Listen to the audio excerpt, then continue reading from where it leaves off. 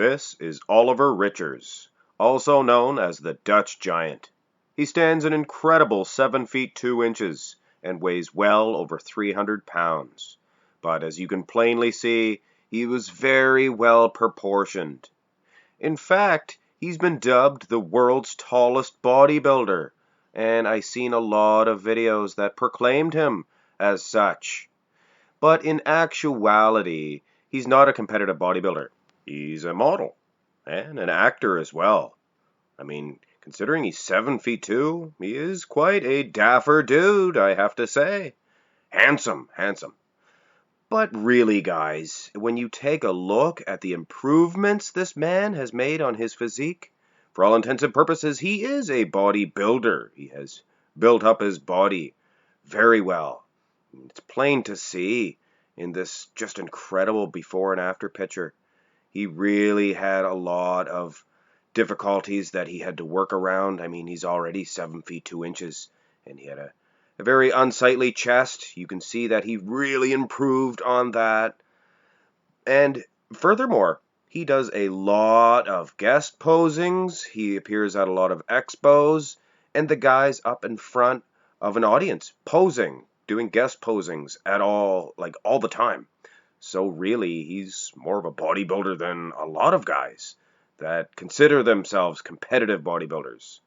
This guy is incredible when you think about the proportions. And there's a lot of guys that want to get their picture taken with him, as you can see. Boob Under. Here's Jay Cutler snapping a shot with him. And of course, old Callum has to stick his nose in business. He's quite tall himself, actually.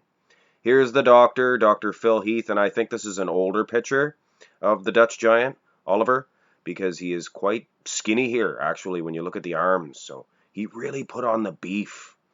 And speaking of beef, disco sucks, where's the beef? This is the answer to where's the beef. And I'm sure he gets a lot of attention from all the young ladies.